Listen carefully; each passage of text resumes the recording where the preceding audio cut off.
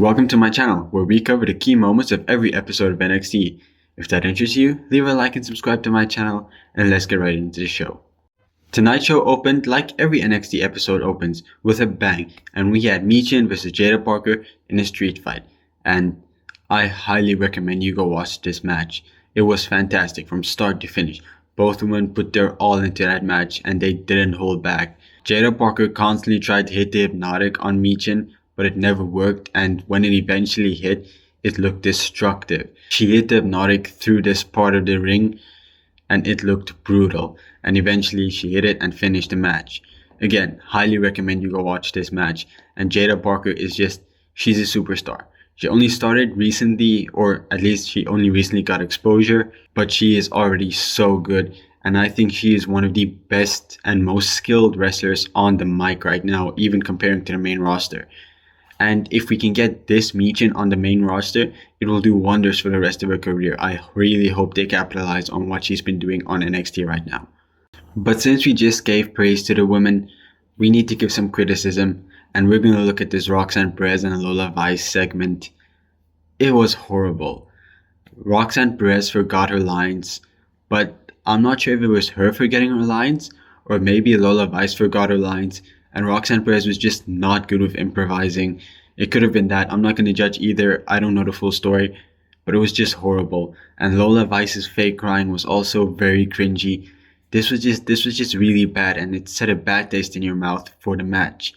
Now, I have no worries about the match. I think it is going to be fantastic. But this is not how you build up to a match. I don't think they could have done anything about it to stop it from happening like that, because obviously you won't know it turns out like this. But they definitely should have prepared more, because this was not it, and it brought the show down a lot. Backstage, Carmen Petrovic and Ariana Grace were both very sad that they're not going to be in Toronto for Heatwave, seeing as they're both Canadians. But JC Jane and Jasmine Inks approached them, and they're saying, stop throwing this pity party. We're much more deserving of that chance than you, and we're not there. And this sets up a match for Jasmine Inks versus Carmen Petrovic. This match was really solid. I like both women. They're still very much on the lower mid card, but they're definitely going to get there eventually. They still need some character, but in ring they're very sound, they're very solid, and I see a lot of potential in them. Now Carmen Petrovic was about to win the match. JC Jane interfered, but Carmen saw it coming, she stopped it, but this allowed Jasmine Inks to get the advantage, which was intended, just didn't happen the way they planned, and she won. Now backstage, Carmen Petrovic approached Ava, and you saw that, right? That's what she said to Ava, and Ava was, you know what? Yeah, I saw that. And your partner came to ask for a match at Heatwave against JC Jane and Jasmine Inks. And Carmen was like, oh, Natty's back? And no, it was Ariana Grace. And I'm excited for this tag team match. I think Ariana Grace and Carmen Petrovic might have a really cool dynamic as a tag team, but I think they're going to end up losing with some interference from Fallon Henley, because they have been teasing this faction between Fallon Henley, JC Jane, and Jasmine Inks. Next, we finally got some clarification on this whole Brooks Jensen situation, and honestly, I loved it. They're gonna have Brooks Jensen have a sit-down interview with Ava next week, and it's gonna be really interesting. All I need to note is that when Josh Briggs and Brooks Jensen broke up, I think everybody assumed Josh Briggs was gonna have the brightest future, but no, so far, what Brooks Jensen has done has been the most interesting out of what both wrestlers has done, and I think he currently has the most potential as of right now, because Josh Briggs hasn't shown anything in the big moments he's been given, while Brooks Jensen has genuinely been talked about a lot, and I'm excited to see where this goes. Finally, to end the show, we had a sit-down contract signing with Trick Williams, Javon Evans, Sean Spears, and Ethan Page, and I need to give NXT its credit.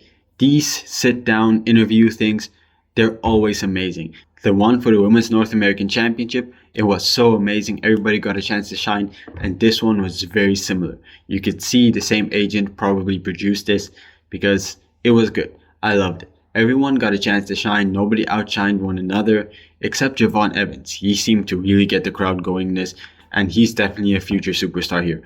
But I want to talk about who I think is going to win this match, because I think Trick Williams needs to lose, because I think he's a level above everyone in NXT, and having this be a fatal 4-way match, you can have him lose the championship without being pinned. I think the fact of him being in NXT still is holding a lot of people back, because he's a lot higher on the hierarchy than most other wrestlers, and I think he's already ready for the main roster. I think he has a John Cena ceiling. I think he can truly be one of the best wrestlers in the history of WWE. I truly think that. But I think he needs to leave NXT soon because he's holding these guys back because he's just so good. And I think if you put that belt on Javon Evans, he's going to be a good champ to carry this brand because he still needs to develop some stuff, but he's a great wrestler. He's a great character, very charismatic. And I think being the youngest ever champ in WWE could be amazing for him. To give tonight's show a ranking, I would give it a 6 out of 10. It was very good. A lot of good promo packages, especially for the North American Championships. But that women's segment just brought it down a lot for me. And it really took me out of the show for what came next. At least the main event fixed it. I was very invested in that. But man, that really was a show killer. And it was very awful. And I think they really need to revise this and make sure it doesn't happen again. Because it will kill NXT momentum if that keeps happening. But anyway, I hope you enjoyed the video. If you like this channel, you want to support it, just subscribe to the channel. I would love that. I would really appreciate that. And thank you very much.